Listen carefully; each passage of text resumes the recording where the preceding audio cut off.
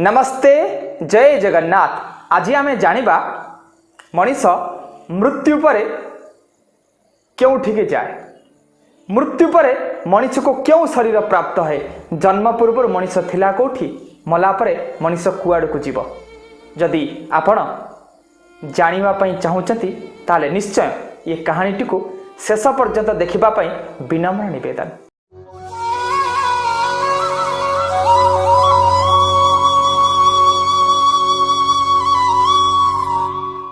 थरे गोटे जंगल रे गोटे काठुरिया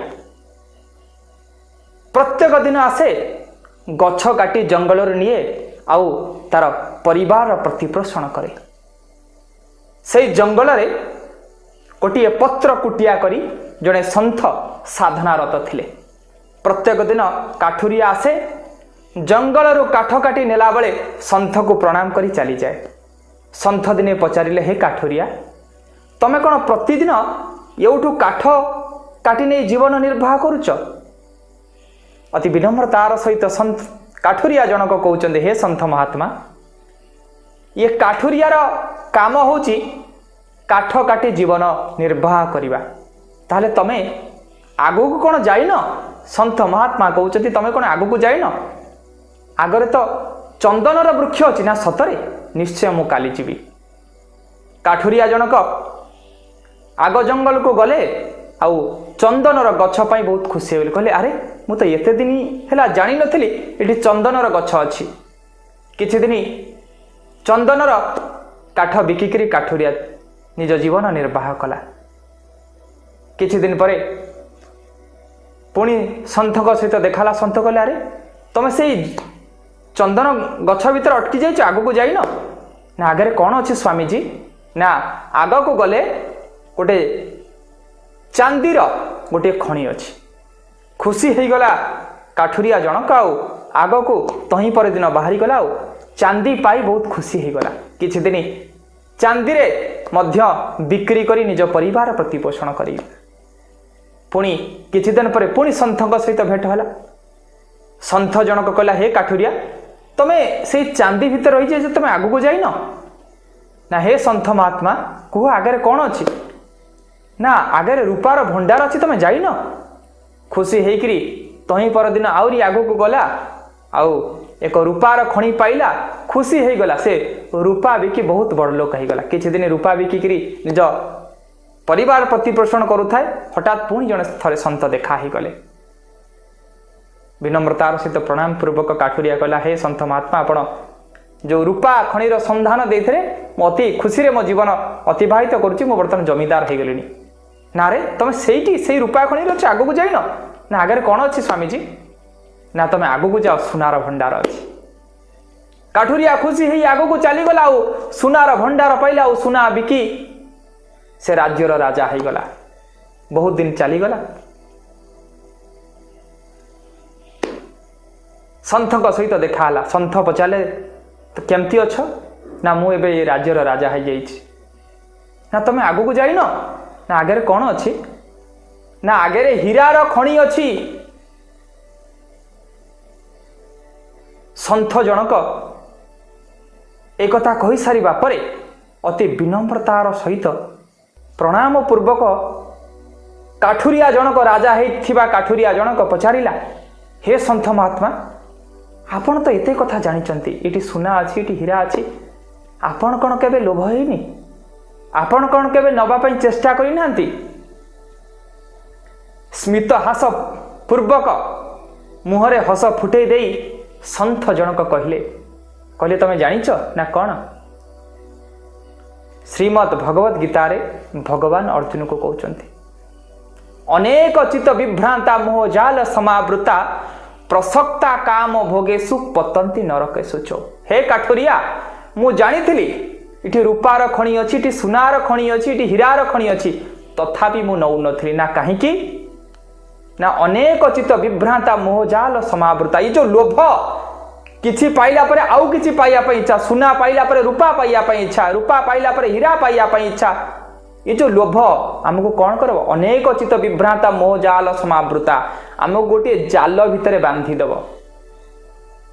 आमको अधिक रु अधिक करिवार इच्छा अधिक अधिक पाइबार इच्छा अनेक चित्त विभ्रांता मोह जाल समावृत गोटे मोह रूपक जाल बांधिदेव मु आहुरी अधिक पाइबी आ द्वारा कौन हम ना अनेक चित्त विभ्रांता मोह जाल समावृता प्रसक्ता काम भोगेशु पतंती नरकेशु जो ये अधिक अधिक कामना करिवार इच्छा ही मते से नरकरे पकईदेव ना सतरे तुम आपण नरकरे पड़े ना हाँ निश्चिंत ना ये मनीष सर्वदा भावे जमती महुमाछी ए फूलरू से फूल बुलिकी महू संग्रह करे शेषे शिकारी आसी से महू को नहीं जाए आज मनीषर अवस्था ठीक से दिन राति खटी खटी खटी खटी खटी खटी लोभ करी करी करी करी जो टंका को से संग्रह करुच्ची शेषे से मेडिकल दे दौची ना किए नरकरे जदि मु नरकरे ताले पड़िबी ताले नरकर उद्धार पाइबार मार्ग कौन अति सुंदर भाव में संथ जनक काठुरिया को कहते हे काठुरिया श्रीमद् भगवद गीता रे भगवान अर्जुन को कहते त्रिविधम नरके स्वेदम द्वार नाशनमात्मन काम क्रोध तथा लोभस तस्मात् एतत्त्रय त्यज्यत ये नरकरे पड़िबा पाई मनीषर तीनिटा द्वार काम क्रोध लोभ काम क्रोध तथा लोभस ये काम क्रोध लोभ ही मनीष को नरकरे ये नरकरे पड़िबा पाई मनीषर तीनिटा द्वार अति विनम्रतार सहित काठुरिया जनक कहउचंती ना जदि लोभ काम क्रोध करी मनीष नरकरे पड़ुची तारे जो माने मद्यपान सुरापान पर नारी गमन सबले खराब कार्य लिप्त रहउचंती खराब काम करूचंती संसार को नष्ट करूचंती पर कथा पर चर्चा करूचंती सेमानकर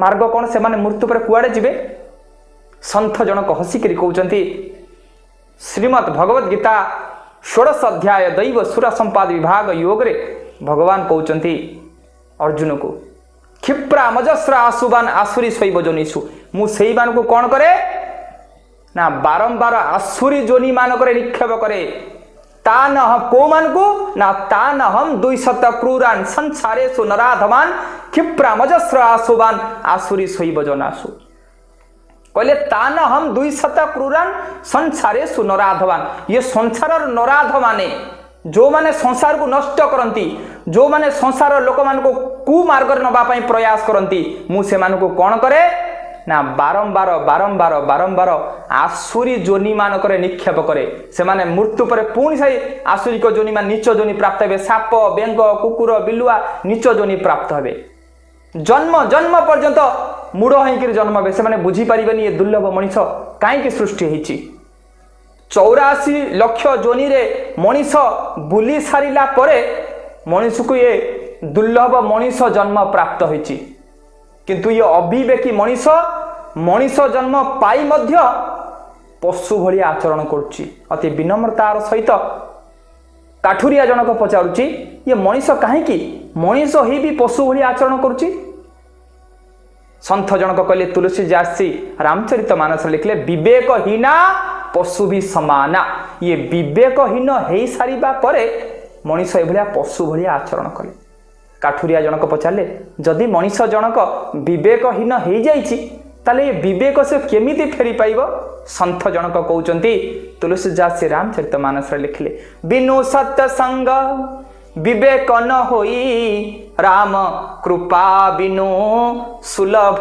न सोई राम श्रिया राम जय जय राम बिनु सत्य संग विवेक न होई ये सत्य संग बिना मनीषर विवेक हबनी आ विवेक न हेले मनीष पशु भलिया आचरण करिब आहार निद्रा भय मैथुन जा पशुंकर प्रवृत्ति से प्रवृत्ति भीतर रहिब मनीष जानी पारिबनी ये शरीर कौन ये आत्मा कौन ये मनीष कहीं जन्म होइछि ना मनीष कहीं जन्म होइछि मनीष कहीं जन्म हे संत महात्मा आपण मते बुझेई दियंतु मनीष कहीं संत महात्मा अति सुंदर भाव में कहउचंती कहले श्रीमद् भगवद गीता रे भगवान कहउचंती वंशासि जीर्णानि यथा विहाय नवानि घूर्णाति नरोपराणि तथा शरीराणि विहाय जीर्णान्यानि संयाति नवानि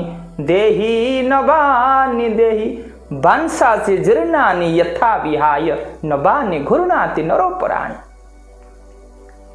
आम शरीर जमती आमे वस्त्र को परिधान कला परे आमे से वस्त्र को परित्याग बांसासि जीर्णानि यथा विहाय जेतबळे आम वस्त्रटी पुराना हो जाए आमे से वस्त्र को परित्याग करी नूतन वस्त्र धारण करू तथा शरीराणि विहाय जीर्णा।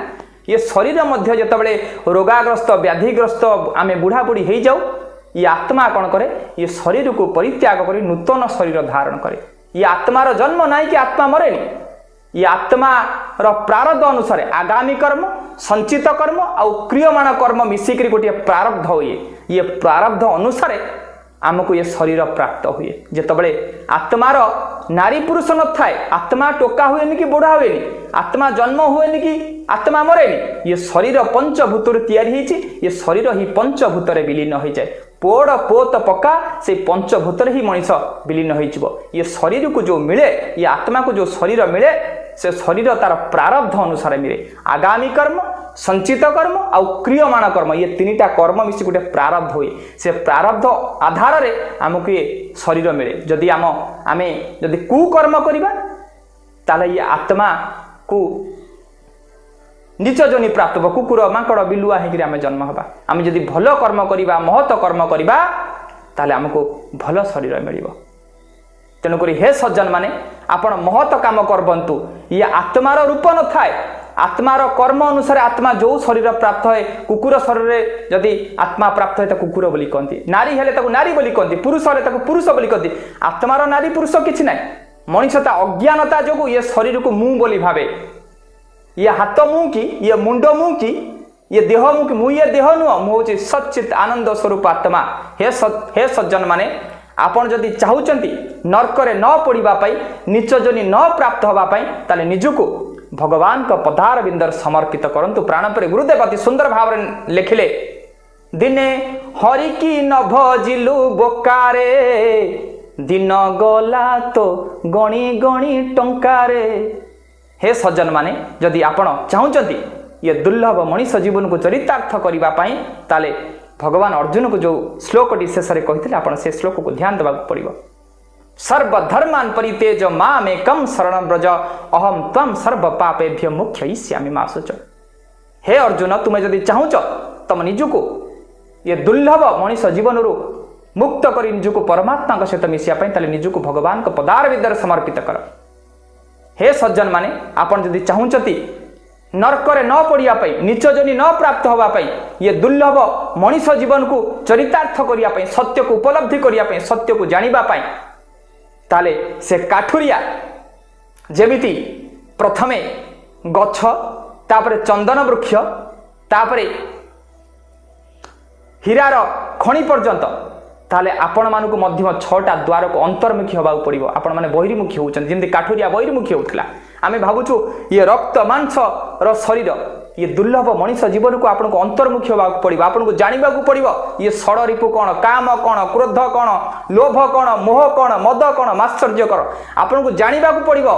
मूलाधार कौन स्वादिष्ठान कौन मणिपुर कौन अनाहत कौन विशुद्धि कौन आज्ञा कौन सहस्रार पर्यंत आपन को जानिबा को पड़ो। ईड़ा कौन पिंगला कौन सुषुम्ना कौन आपन को जानिबा को पड़ो। विवेक कौन वैराग्य कौन षट संपत्ति कौन मुमुक्षुतम कौन आपन को जानिया को पड़ो। सम कौन दम कौन उपरम कौन तितिक्षा कौन श्रद्धा कौन समाधान कौन आपन को जानिया को पड़ो। जम कौन नियम कौन आसन कौन प्राणायाम कौन प्रत्याहार कौन धारणा कौन ध्यान कौन समाधि कौन सेथिपाई ये गूढ़ तत्व को ये जीवन तत्व को ये जीवन विज्ञान को बुझिया को हेले आपण गोटे गोटे सद्गुरु ग्रहण करंतु नहले केवल नरकरे पड़िया ही सार हब। ये 84 लाख जोनि रे प्राप्त होला परे आपण माने जो दुर्लभ मनीष जीवन पाउचंती ताको अकारण रे नष्ट करि देबे।